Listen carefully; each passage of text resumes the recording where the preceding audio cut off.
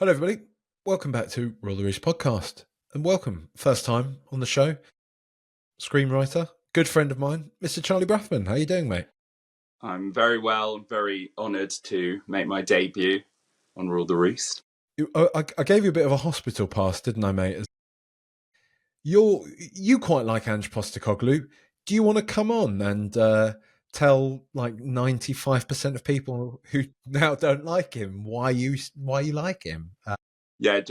I'll wait until the point where this is the most sort of head above the parapet. Most people have their machine. Well, I think most people just assume I've had a lobotomy. But I had to get it in before Thursday just in case. This is my last moment to prove I'm mad before potentially he leaves our club. So, well, I think it's good. I think it's good to have some balance, and I have become quite conscious of the fact that I've probably for the past couple of months now just been ranting about him solidly. The penny did kind of drop for me, perhaps further, at least after that Wolves game, because as much as Ange has irritated me at times, I actually found most of my ire was directed at the players after the Wolves game. And I suddenly thought, yes, I know, I'm sure he plays a part in this somewhere, but now there is that growing sense that the players, and they're not entirely the same bunch as we've seen down the past, since Pochettino, really. But there does seem to be a sense at Spurs that players can hit a point and just be like, leave your sack the manager, so we kind of don't need to bother anymore. And to me, it's almost like we're kind of a knockoff version of Manchester United a little bit. That sort of feels like the direction we're travelling. Do you know what I mean by that? I do.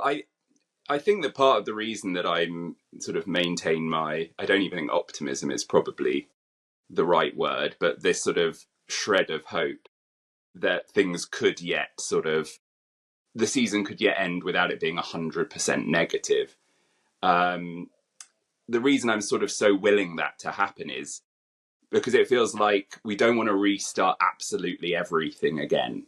If we can kind of get to the summer without having had to, appoint a Stellini, fire a Stellini, and then get to Mason or something, then we can kind of reset and say there's a bigger picture, there's a bigger plan.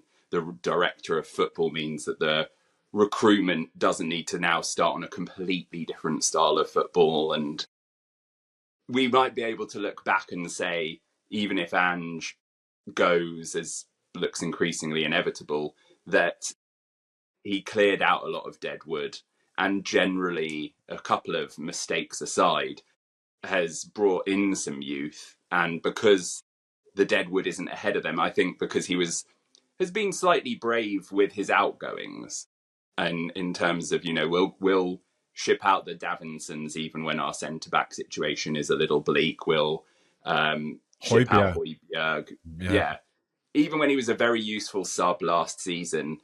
If you kind of keep those guys round as your insurance policy, then you don't blood Bergvall and Gray. They don't get the sort of minutes they've had this season. And maybe we shouldn't want them to have the sorts of minutes they've had this season. But at the same time, the silver lining is that Bergvall in particular, horrific mistake against Wolves aside, but, at that stage in the game, it's going to happen. And he's a kid, it's going to happen.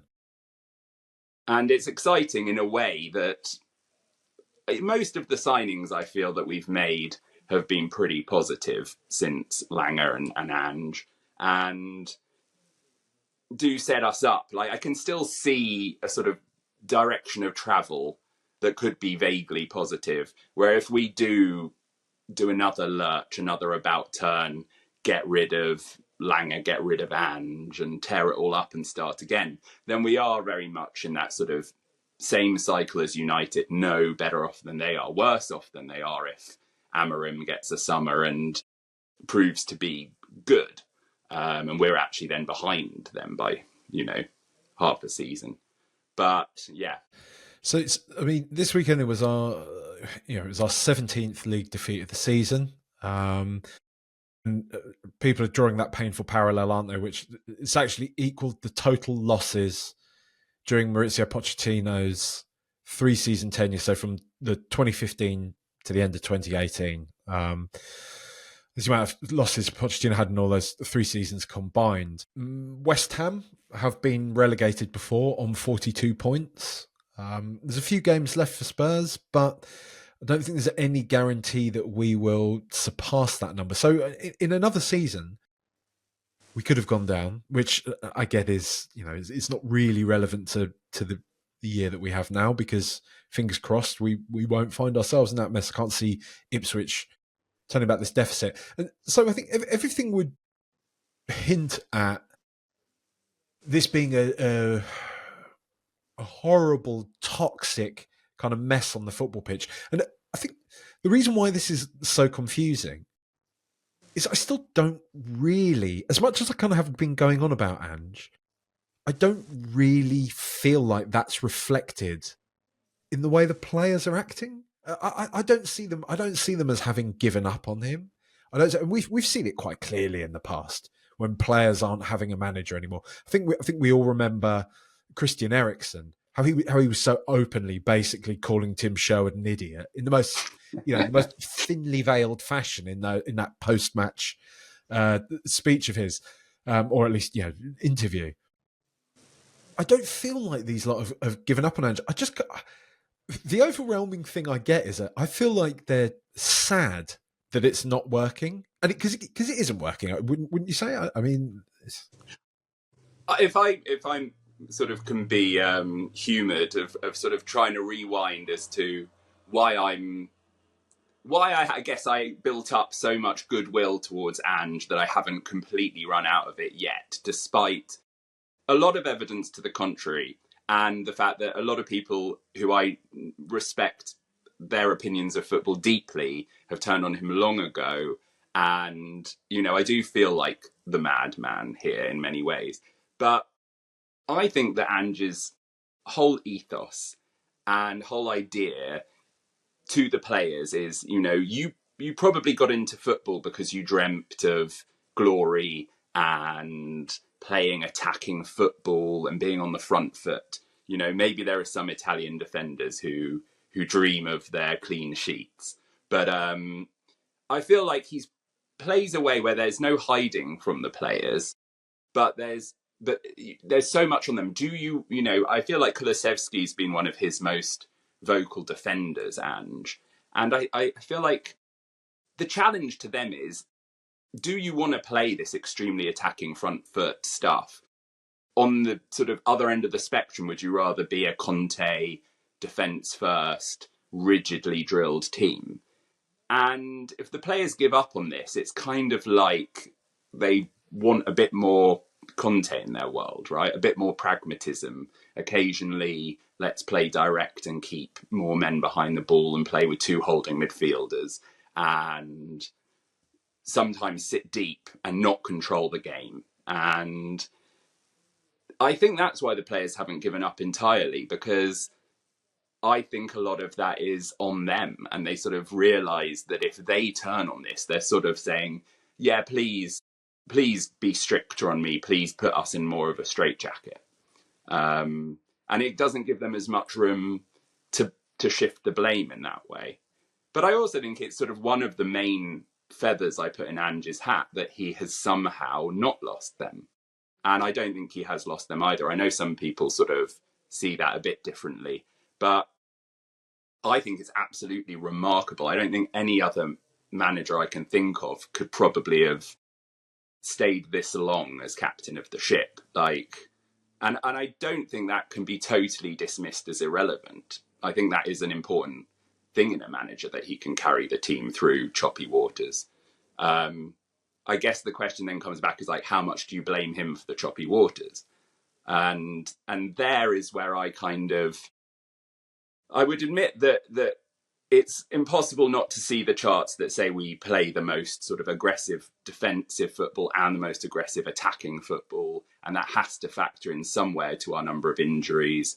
And Ange himself talked about, there will be lots of injuries in my first season and we'll acclimatise and all of that. So it would be churlish to sort of say he has no responsibility for that. But I still come back to the massive injury crisis, and I think there were some legitimate doubts before all of that when we threw away points to Leicester and Ipswich early in the season. And those were sort of the unacceptable results that I blame no one for questioning him over. But ever since the mad injury crisis began building and building and building, I find it very hard to fairly judge him until that's over. And I think fire him early on by all means, but if you believe that there's someone out there who could have been better early after those poor results at the beginning of the season, despite the underlying numbers. But once we're in the midst of that injury crisis, to me, it didn't make sense to judge him on those matches. Right now, where, like you say, we're probably safe from relegation. We are, really. And we have nothing much to play for in the league. If we weren't safe from relegation, against Wolves, you play Van de Ven instead of Davis. You probably play Son instead of Tell. You probably, you definitely... Bissouma hasn't played in ages, because he's done, I think, at the club. You can tell Postecoglou particularly doesn't fancy him, does he? Yeah. I think clearly when he came to the club, he hoped that the number 6 position was all right between him and Bentancur. Yeah. And then you had... Bissouma never seemed to quite recover after that sort of red card back at the beginning of Ange's tenure. And Bentancur's obviously sometimes looks great, like in the first leg against Frankfurt. But, concussions, bans for racism, like he's just so in and out. To the extent where it's wild, isn't it, Charlie? Like, like we're not just talking about an injury crisis; we're talking about things like that as well that we've been kind of contending with this season. It's really been a bizarre season, hasn't it?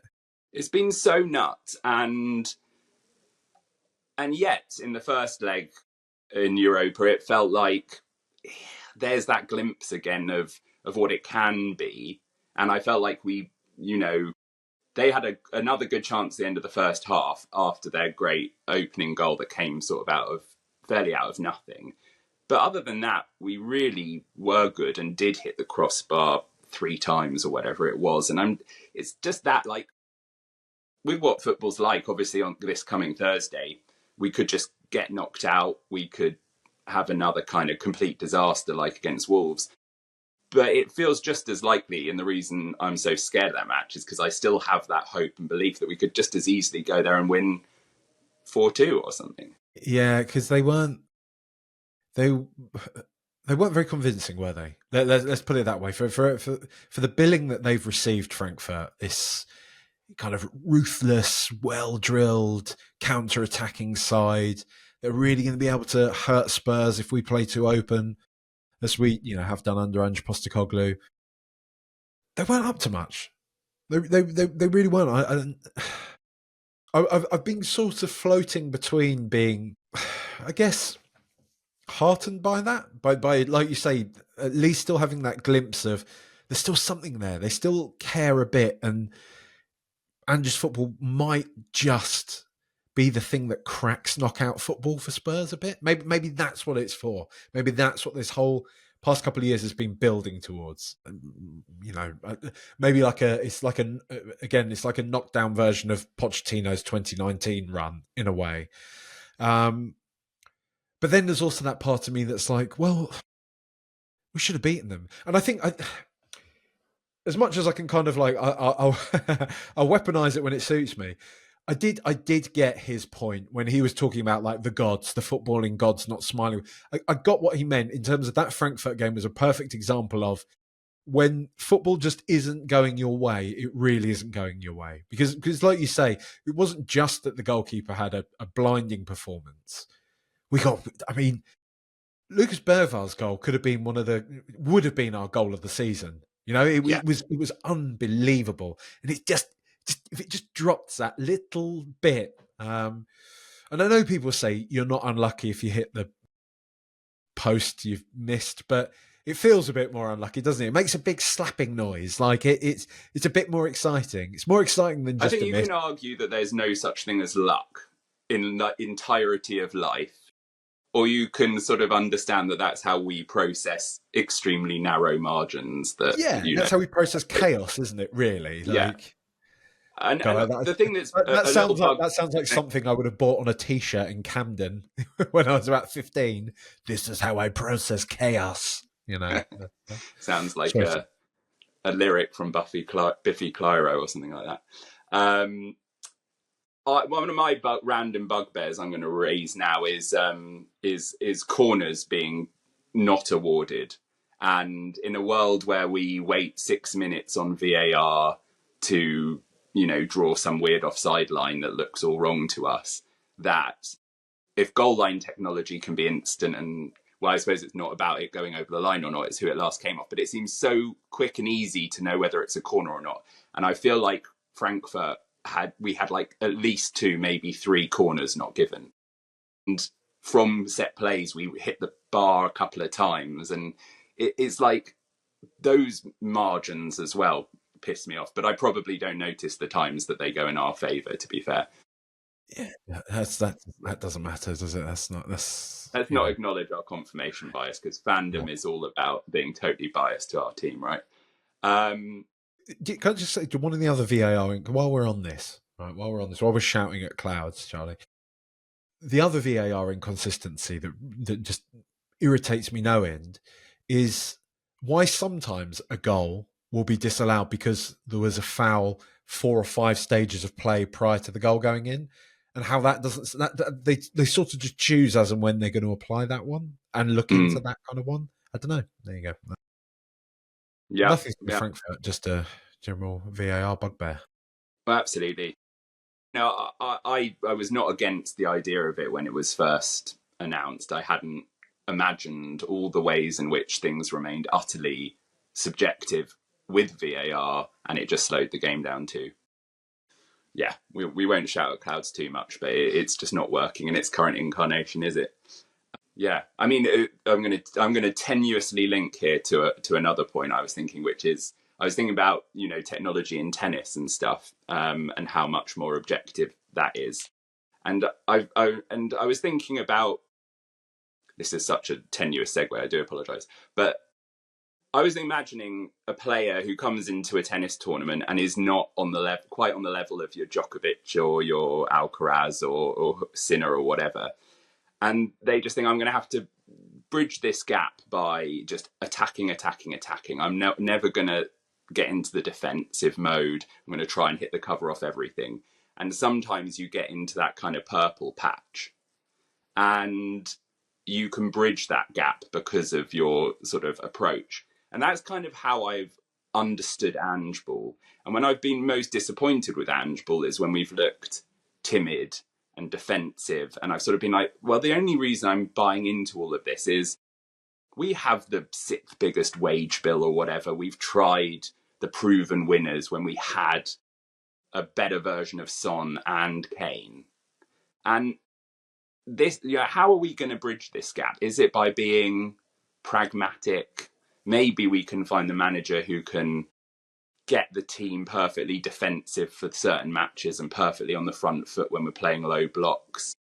But it feels like, for me, I was like, maybe this is the thing. It ties in with what you were saying about, is it how we manage to make something in cup football? Maybe it doesn't translate to the league because of the consistency, but that's where my belief comes from. When I think of the Champions League final against Liverpool, and I don't really remember much after the penalty, but it feels like if Ange Ball was in a final like that, we'd be so used to conceding that goal after a minute, but we're so used to the idea that we're going to concede goals but score goals. That's sort of where I buy into it. I'm like, maybe that, we've tried so much over the years. We've got a couple of Carabao Cups in my lifetime. I was a bit young to remember the FA Cup victory, and in 91 or whatever it was. It's like, let's try something. It's a bit radical. It's a bit mad, but maybe that's what we need to bridge the gap, is just a plan A that is simple and never in doubt. But my dad the reason I'm a Spurs fan, my dad came over from Brazil and started supporting them in like 1960. And, he says there's, a plan A that frequently doesn't work and nothing else. And it's an arrogance to be that single-minded and one track. It's hard, it's hard to argue with that perspective. I see it. I guess there's still a part of me that's like, we haven't seen this properly. It's like, I see Romero popping the passes into Maddison from centre-back. Like, we haven't, as great as Gray has been and, out of position and la-di-da, he's not doing that.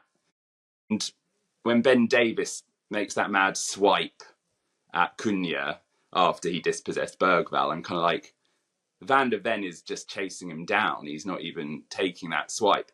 And I know people will say the argument, well, you can't have a team that only functions when your first 11 are all fit and firing. And I hear that, but it still feels like that's partially acceptable because of the stage of the rebuild we're at. But the headline is all these losses, and it's, and it's very painful. And so I don't blame anyone for sort of wanting a reset from all this misery and pain we're going through, because the losses hurt even us mad Ange inners just as much as they hurt everyone who wants him out, if not more, because I do find it really hard seeing the fan base so divided, and when it gets very personal against Ange, when I see it becoming insults about his weight or his nationality, I feel quite alienated from fellow supporters who go into that. And so in some ways it makes everything more depressing.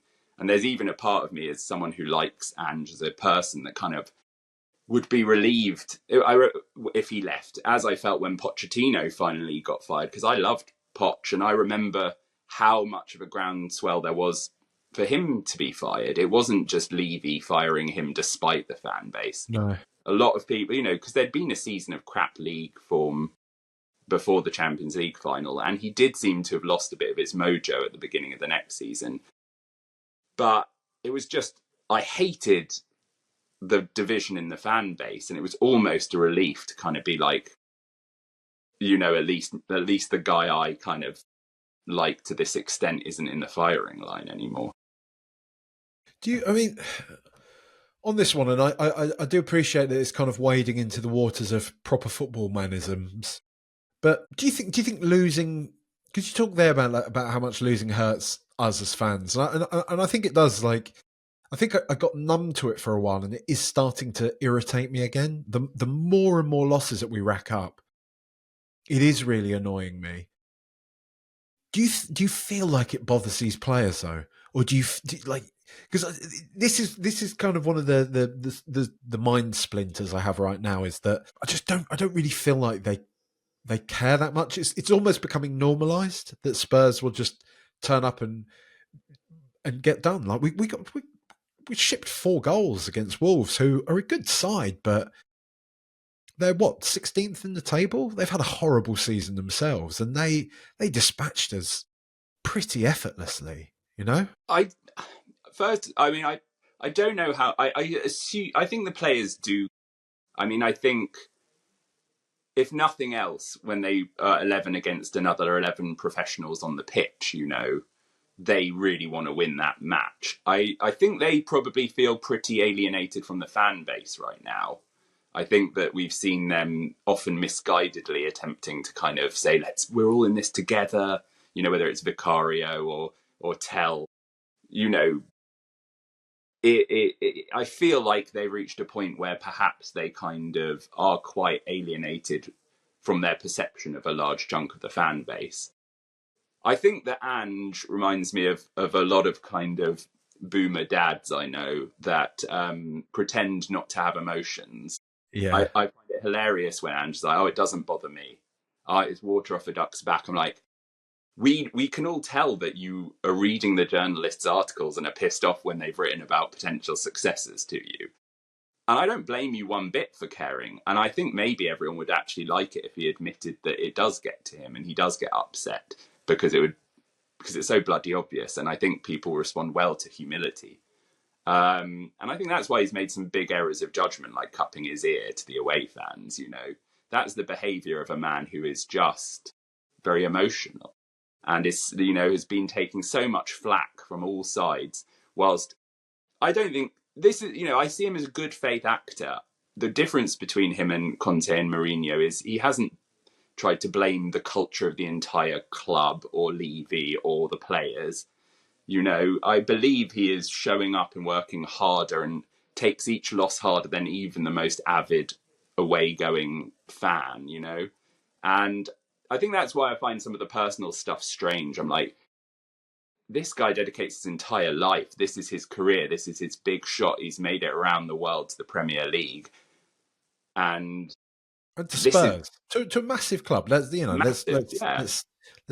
be self-aggrandizing. We are a huge club. It's a huge opportunity. Absolutely. And it's like it's got to be hurting the guy hugely, and he's trying to be very broad-shouldered and stuff, and I respect him for it. But yeah, I don't know. I think it's hard. I think the problem with the league form right now is, as much as we try and, of course it's true that momentum would be good and it's important to get minutes in the fringe players and stuff. It's been very, very clear for a long time that we're not taking the league particularly seriously. I think the away leg against, who was it? Bit of a brain fart. Was it, who did we play before Frankfurt? Elfsborg. RZ. RZ, of course. I was going to say RZ. Anyway. When we got out there and the pitch wasn't great, and so suddenly Romero and Van de Ven weren't starting. And it's like, okay, so the players who come in again go, oh, right, so we're still holding back for the big moment of Project Reset. This is still, we can't put our guys out, it's too risky on this pitch. And in the league, it's like, Son's not travelled to Wolves, etc., etc. Bissouma's playing, who's clearly out of favour. Is that going to reduce a bit of intensity and stuff? Yeah, like, we can't pretend that this is a do or die match. It's very clear that our eggs are in a different basket. And the weird thing is that if we were kind of scrapping in this massive battle for the Champions League places and having to play every player in every match, we'd probably, have less of a chance on Thursday if we'd had to exhaust everyone with an away trip to Wolves. And like the Chelsea game, like the Wolves game, we don't traditionally do well at those grounds away with a full-strength team. And so when you throw in Ben Davis and Bissouma and people from the start, it's kind of, Archie Gray at right back. It's like, yeah, our squad is not good enough. That team, the team who's probably played the most minutes for us this season, if you put that 11 out, would probably be near relegation every season with almost any manager. Like, it's just our sort of the 11 who have played the most minutes are probably not up to scratch. Our squad is not deep enough, I think, to play on all of these matches. And I think Guardiola this season's come out and said, I've always tried to keep a small squad, but this season I've changed my mind. We're going to need to grow it. You cannot, at the intensity of the Premier League and in a league where we don't give teams a weekend off before your big European match like some leagues. Our squad was not big enough, and we got this cumulative effect, snowballing injury crisis. And that's why I'll sort of, be frustrated that we never got enough of that sort of first 11 playing week in, week out to really. But other people will say he's had a hell of a long time and has lasted ridiculously long. It's just that during a huge amount of this season, it's just been like, this league match is not the priority, or is just not a very strong 11 going out there. Well, because I started this podcast by saying that the players had irritated me somewhat in this one. And I'm conscious of the fact that we've only really spoken about Ange. So there were a few. Basically, let's dig out a few players, Charlie, or at least I will. I'll tee you up with a few, because I think there were a few individual performances which are perhaps drawing a larger amount of, not criticism, but say conversation, and some of that is obviously critical. Notably, I think the main one is Giuliano Vicario, who I think the jury is still out on somewhat. I mean, our mutual friend Sanj, he went very bold with the statement to me when I was criticising Vicario on Twitter the other day that he's a better keeper than Hugo Lloris ever was, which I don't think I don't He did think I caveat that by saying that he hadn't seen the Wolves match and he was on the way back from Wolves. did it. Okay. I'll let him off. But I mean, it was. I mean, it was an appalling performance from Vicario on the weekend. Where are you at on with him, mate? Do you think he's our number one goalkeeper, or would you still be looking to It was improve funny, upon isn't him? it? Because I think he's done a grand job stepping into Lloris's shoes, but I'm not so sure he's the guy. That's kind of where I'm at. Yeah, he's definitely better than like Galini or some of the other supposed, Yeah. potential successors. I like him. I thought since he came back from injury, he initially until, and maybe it was, there was one game where maybe it was the Chelsea game where he was like so intense that he immediately like messed up the first 3 or 4 things he did. I thought he was had been really good after he came back from injury. We'd seen the best version of him, always been a stupendous shot stopper. There was a save against Chelsea that was just insane. And always been, it was almost like teams weren't targeting him as much on corners, or we'd sorted out our set piece issues defensively somewhat. But then he's had these games where he seems to get in his own head, and I think he's overly psyched and trying too hard. In fact, I think a lot of the team are trying too hard at points, and that's the funny thing about sport. You kind of need to live in that extra split second that lets you time it just right, even though someone's flying towards you or whatever. And that's where confidence is so crucial, and we're so short on it. Vicario, yeah, I mean, I think the obvious comparison is David Raya, and obviously we tried for him, it seems, before going for Vicario, and he seems to have just gone up a level recently from already high standards. And Vicario definitely seems to have these wobbles in him. And when he's not got the wobble, I think he is, superb. And then you get these wobbles and it's scary. And he's definitely got that in him. When you talk about his intensity sometimes undermining some of his better qualities, I think there was a really good encapsulation of that was him trying to essentially tell Lucas Bergvall at the end of the game, keep your head up, lads. Don't be upset. It's not all your fault. But it culminated in him kind of telling him to keep his head up, and then just grabbing his face and kind of shaking his head to such a degree you could tell Bergvall was like, okay, get off me now. You've made your point. And it's just, I don't know. It's a very strange energy, and I'm not just going to single him out. Footballers are strange. I think I make this point all the time that. I think most athletes, most sporting people who are driven to be the best in that kind of very direct fashion, if you like, in a competitive, I am a winner, you are a loser sense, are just they're wired in a way that you probably wouldn't get on with them very well in most sort of social circumstances. At least I feel like I wouldn't anyway.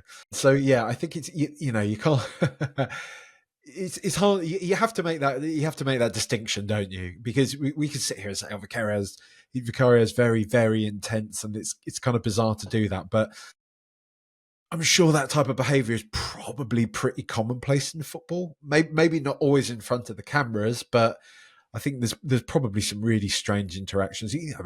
As soon as we had All or Nothing, those cameras there, seeing that interaction between Son and Lloris, who's, I think they've both spoken about that, being like, this is fairly commonplace. This kind of stuff just happens, It's just when the pros talk about little training ground incidents, they again they're not as uncommon as we might think.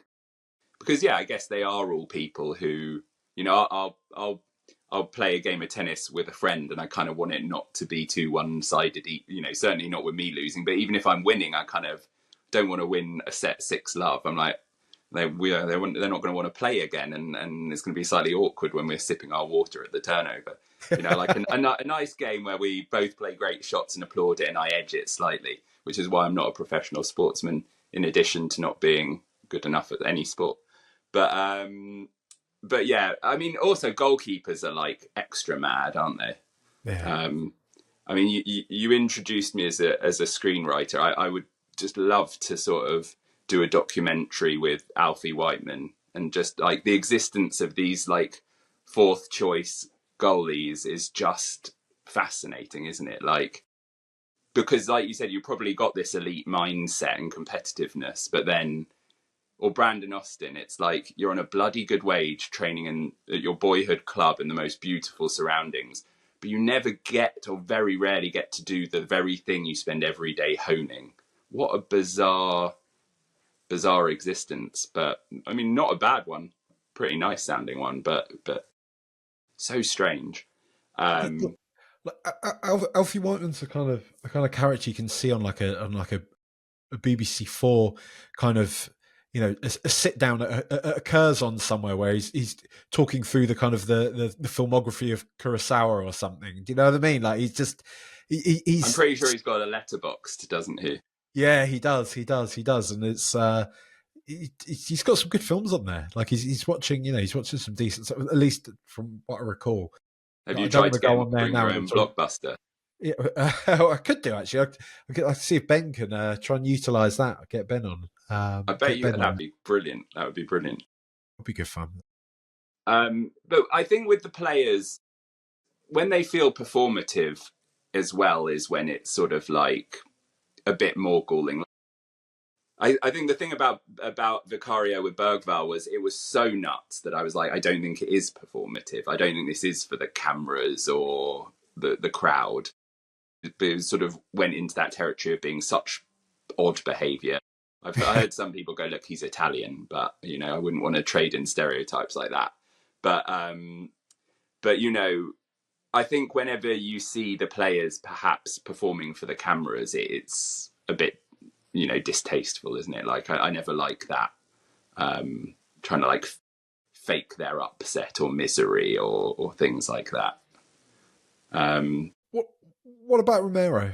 He walked down the tunnel. He didn't clap the away fans. He was captain for the day, and he didn't partake in any of that.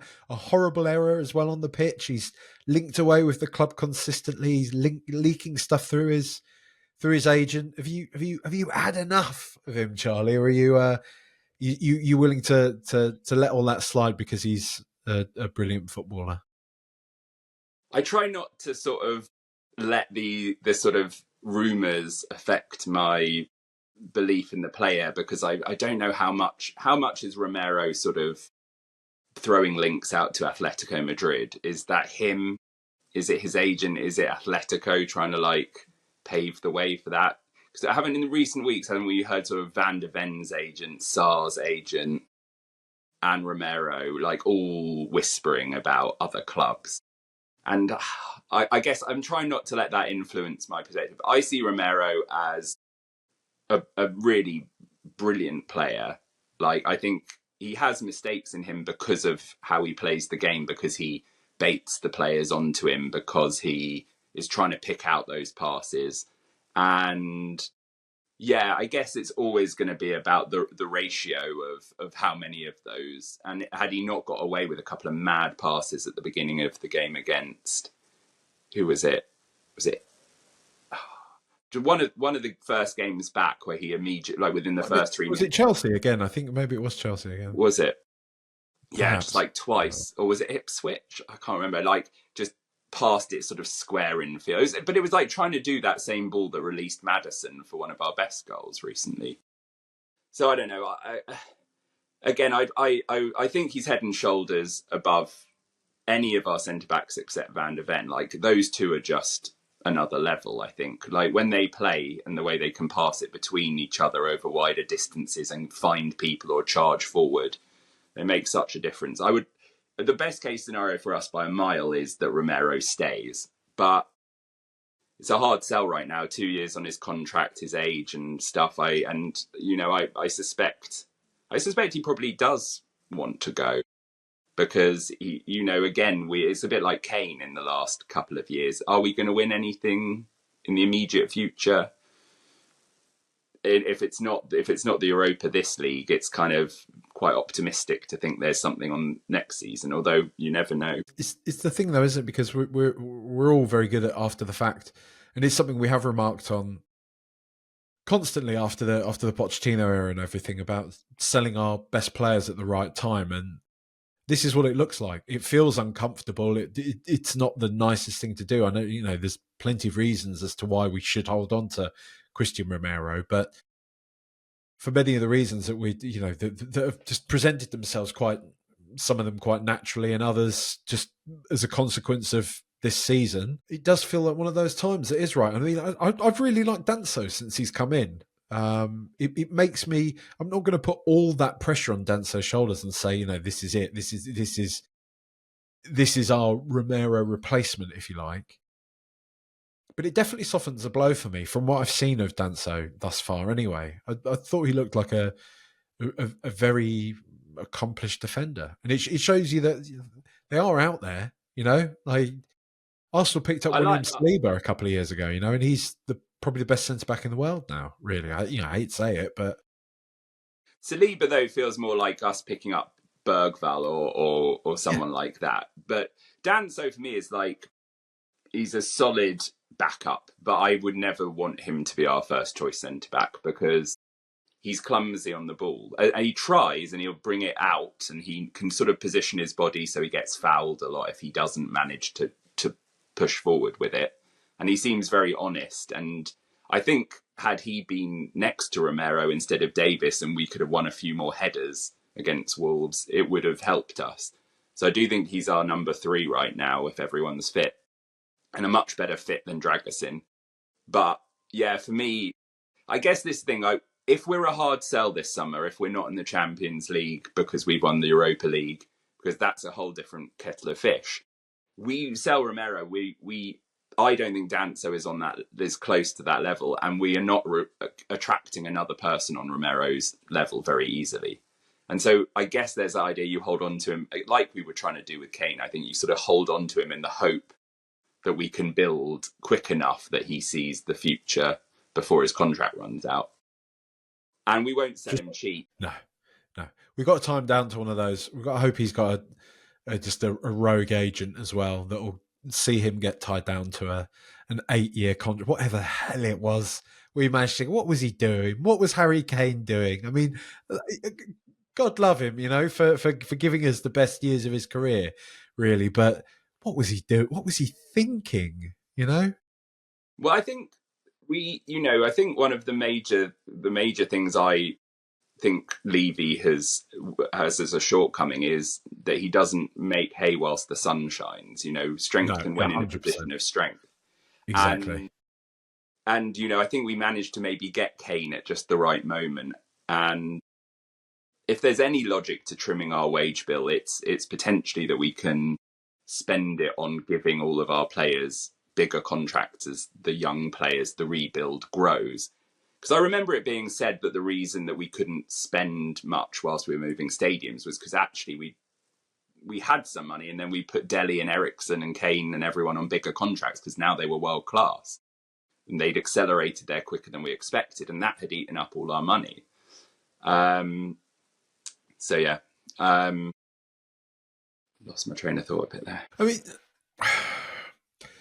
I am going to get, because some people already sort of said this to me after my post-match ramblings. Because I was digging out Vicario, they were saying, well, why didn't you say anything about Lucas Bergvall? And we kind of spoke about it at the top. But it's something I've been sort of saying all season, in that I do think Lucas Bergvall's I think he's an incredible player. I think he's a brilliant signing. He's got a huge future. You'd imagine, you'd hope, especially if he stays at Spurs. But things like the pass happen. That's him learning. He's a young player. Like he's a young player, and that's the kind of thing that's going to happen. So I don't really feel the need to crucify him for that whatsoever, because I just see that as, what is he 19 yet, or is he still 18? I think he just turned 19 recently, didn't he? Yeah. just turned 19, so he's learning on the job. Half of what he's doing this season is learning on the job, and it's a pretty unforgiving job, especially when it's somebody like Cunha, who's one of the finest attacking players in the league probably this season. Really, I think most clubs in the league would probably have him. Yeah, for sure. So it's just one of those things that happens. I don't think it needs a massive In amount of general, focus. I would just generally think if people make mistakes, it's as fans, I think it's different. Like particularly not on social media and not tagging them in. Part of fandom is having a good old rant and a good old bitch.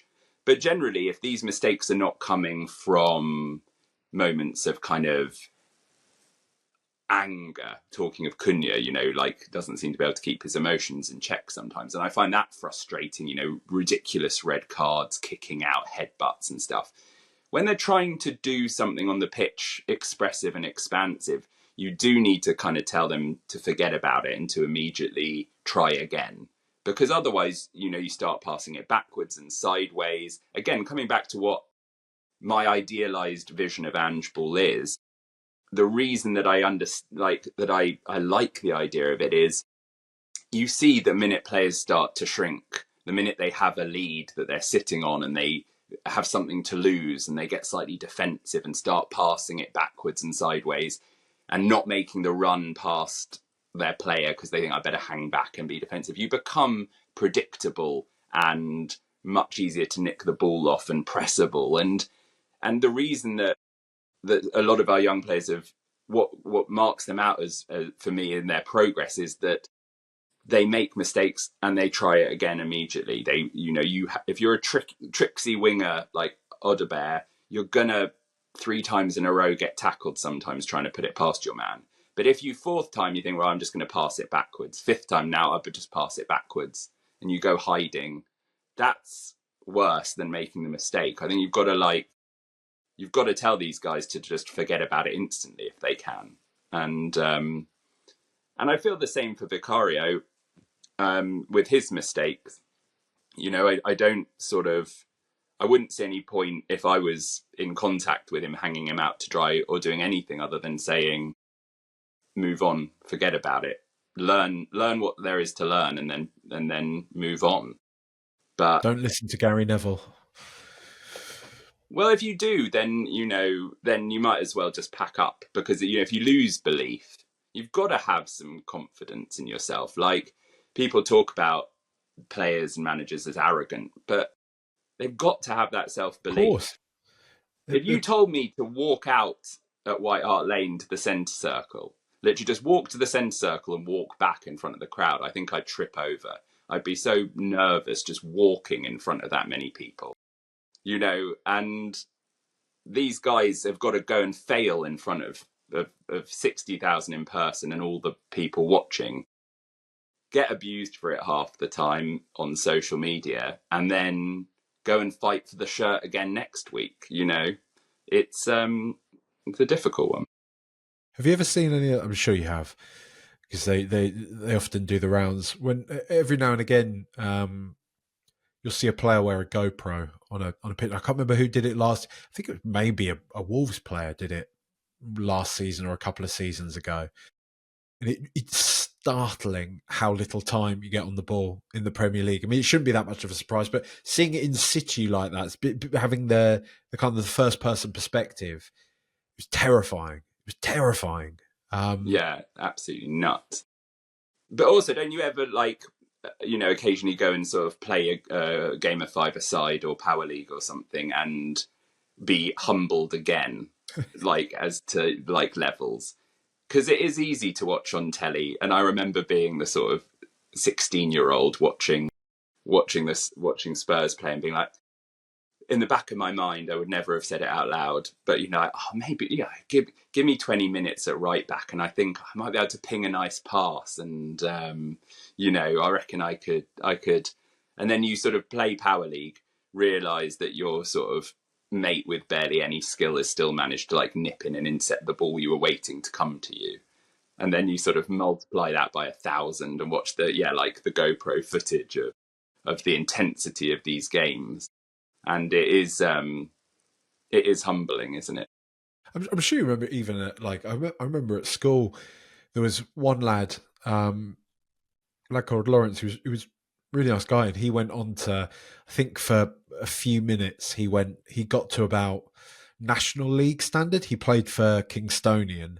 And I remember when we were all like 14, 15, watching him play football and thinking, I can't imagine anybody being better at football than him. Like he was so he like the way he was on the pitch playing against just like the rest of us. He looked like a professional footballer. You know, he moved around, and like I say, he managed to barely cling on to a National League career. And he was focused. He wasn't somebody that like didn't take it seriously, but he barely managed to cling on to a National League career. I mean, these guys are. They are.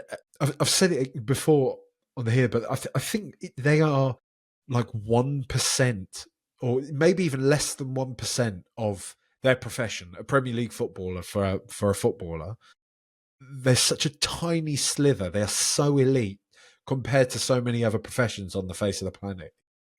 I don't know. It's pretty crazy, and just that pressure must be.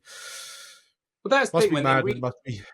Yeah. When they reach that level of talent and ability and sort of application to be as fit as a Premier League footballer needs to be, and everything that goes into it, I think the margins between like very good and very, very good and stuff are so fine that, again, I hoped that and I still have that glimmer of hope that the simplicity of the message of playing on that front foot, of pressing, of making the run, of all of that, is like the way to try and say is it just mentality that separates the very best from just that level below? Can we bridge that through buying players who may not be as all around brilliant, but fit this exact system, you know?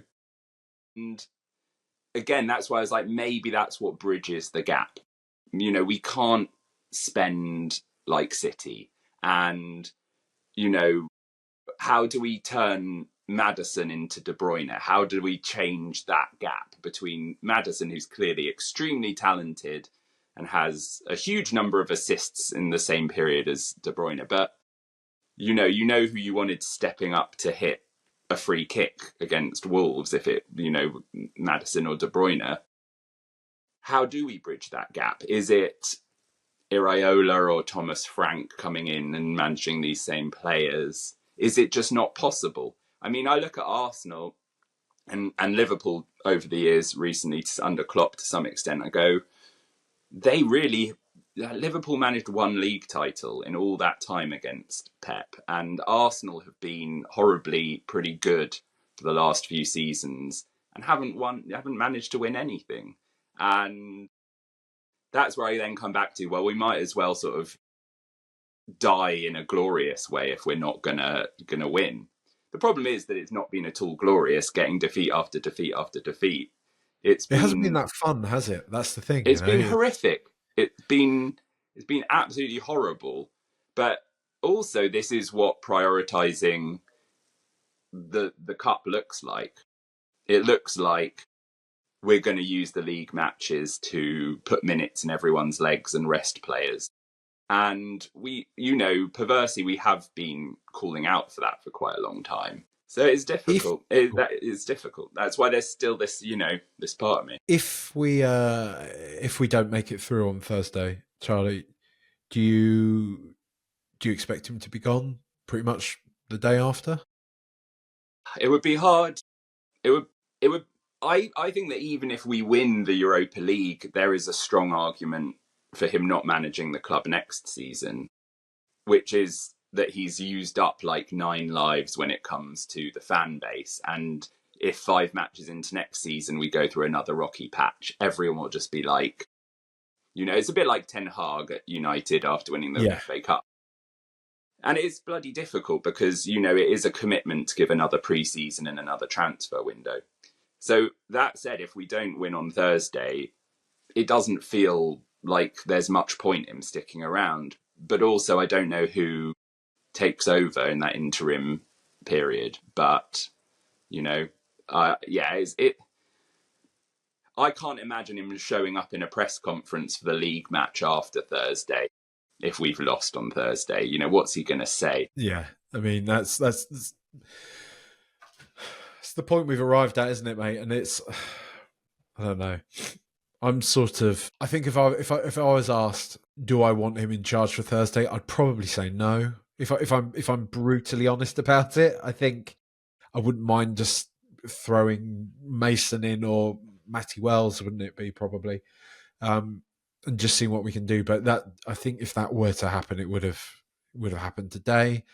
So he will be there. And look, You'd have to Charlie, take look, the You'd have to take the temperature of the players, though, wouldn't you? I think yeah, of course, at yeah. this stage, that's all that matters. Do the players want him in charge on Thursday? And I think that's the only reason he's here, right? Because as I was saying at the top, I don't feel like they hate him or that they dislike him. I just feel that they're kind of sad because they're losing a lot. And they probably hate it because they're competitive, because they're footballers.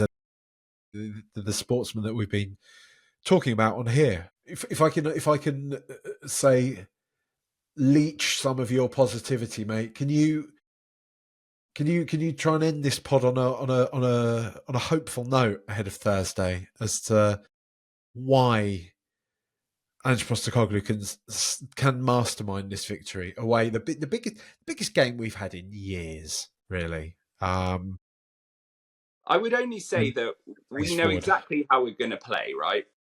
Which is exactly the same way we did in the first leg, where we were the better team. Now, it's possible that I've not watched a single other game that Frankfurt have played, and maybe that was them in their shells, a bit scared of coming to our stadium in the circumstances. So maybe they're a much better team on Thursday.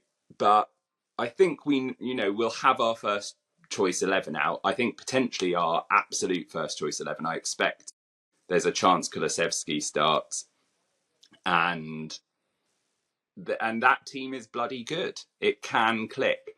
And we've seen so many times in the years that, the difference a drop of confidence makes. Suddenly the players have that extra second on the ball. Suddenly they pick out the interesting pass.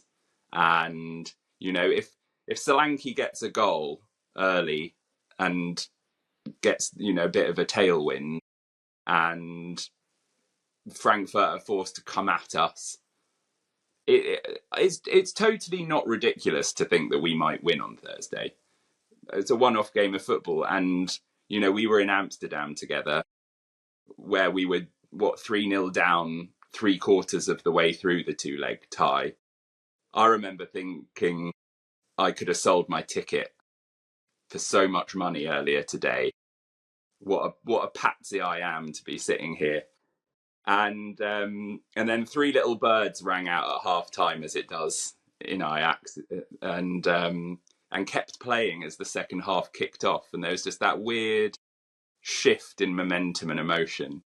And I guess that night is enough to keep me believing in the maddest things happening in this horrifically low-scoring sport where chaos is never a factor you can completely get rid of.